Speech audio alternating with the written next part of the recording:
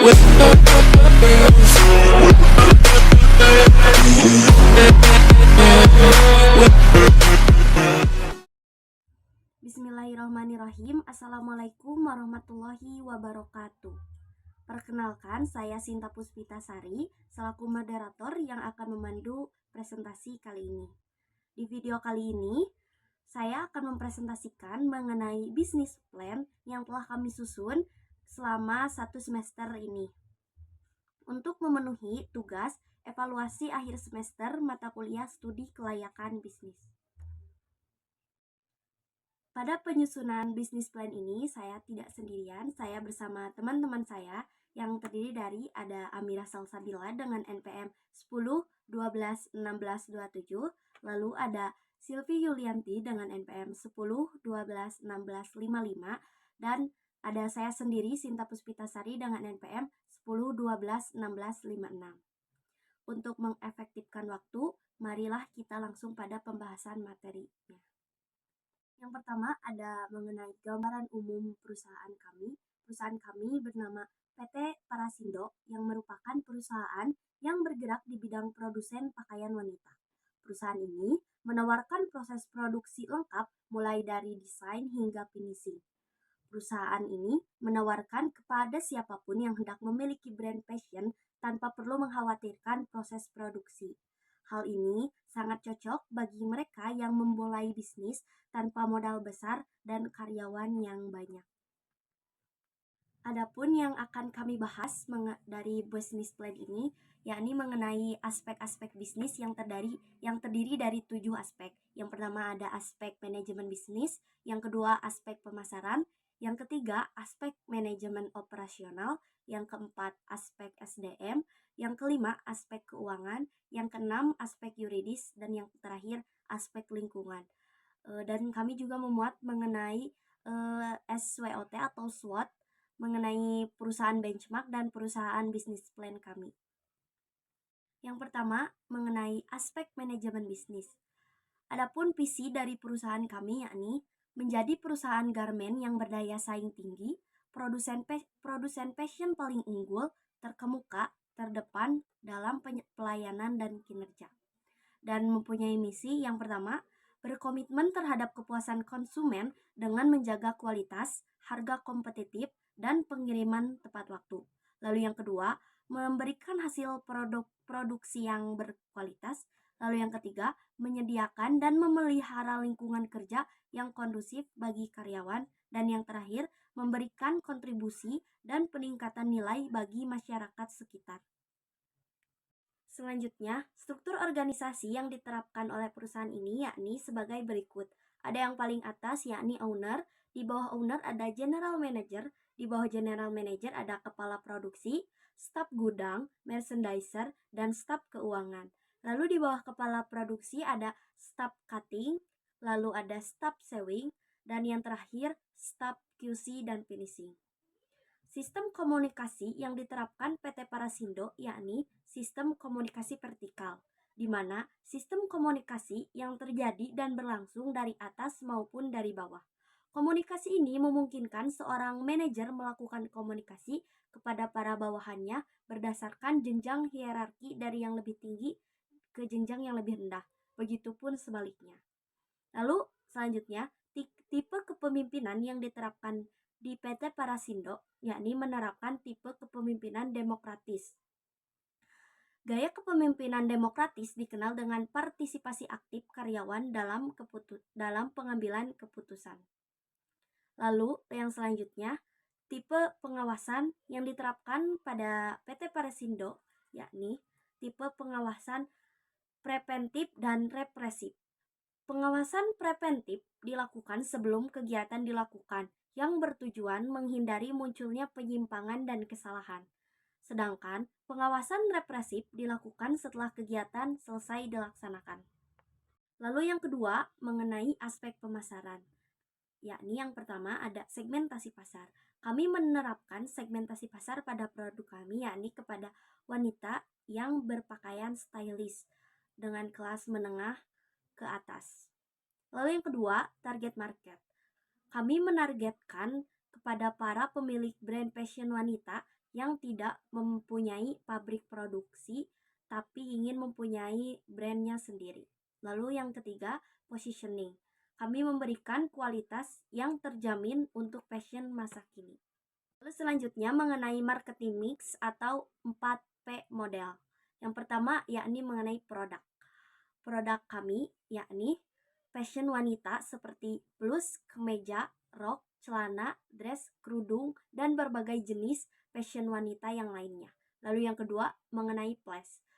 Perusahaan kami berlokasi di Jalan Cimbuluit, Gang Bukit Mulia, RT 2, RW 7, nomor 29, Kota Bandung. Lalu yang ketiga, price ataupun harga. Harga yang diterapkan atau dihasilkan produk kami yakni bervariasi sesuai dengan pesanan konsumen atau sesuai dengan HPP produk tersebut. Lalu yang terakhir, promotion.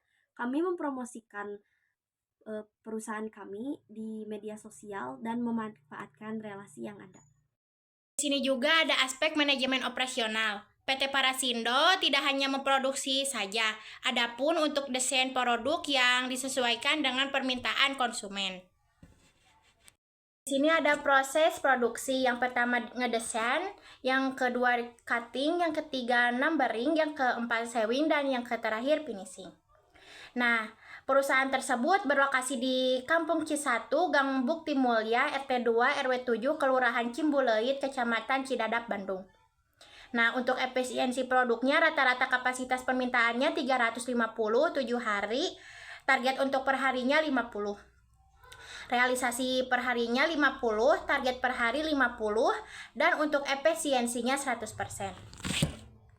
Ini juga ada aspek SDM. Sumber SDM-nya eksternal melalui rekomendasi karyawan. Yang kedua, sistem kompensasinya ada 20 karyawan digaji setiap awal bulan dan mendapatkan bonus. Yang ketiga, sistem rekrutmen memilih karyawan sesuai kualifikasi dan berpengalaman. Dan yang terakhir, pelatihan karyawan, mengikuti acara seminar dan event serta mendapatkan pelatihan dari owner. Baik, untuk selanjutnya di sini ada aspek keuangan. Yang pertama, sumber dana. Dari PT Parasindo ini, sumber dananya itu dari pinjaman bank senilai Rp781.325.000. Lalu untuk kebutuhan dananya itu diperuntukkan untuk kebutuhan investasi dan operasional perusahaan. Lalu ada laba bersih per tahun senilai Rp460.453.796. Lalu ada pelunasan pinjaman. Dari PT Parasindo sendiri memiliki pinjaman hingga 2029. Baik, untuk bagian keuangan, di sini selanjutnya ada capital budgetingnya.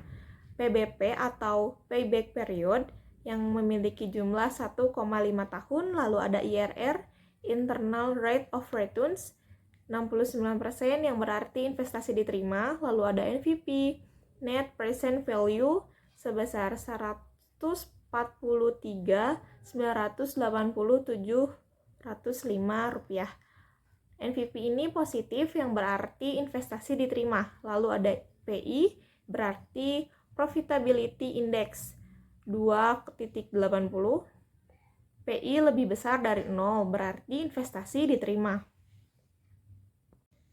Untuk selanjutnya di sini ada aspek yuridis. Bagian yang pertama di sini ada bentuk badan hukum. Bentuk badan hukum yang kami rancang pada PT Parasindo ini adalah perseroan terbatas atau PT, yang berartikan didirikan berdasarkan perjanjian untuk melakukan kegiatan usaha. Lalu ada identitas pemilik.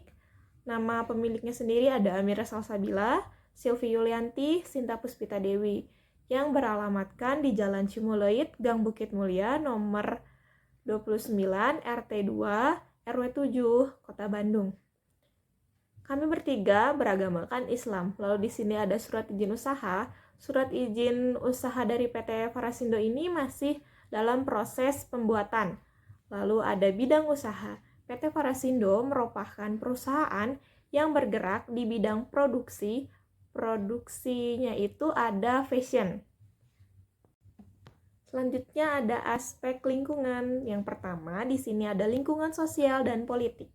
Dengan membangun perusahaan yang berkelanjutan dan berorientasi pada kepedulian sosial, kami berkomitmen untuk menjaga perubahan positif dalam lingkungan sosial dan politik.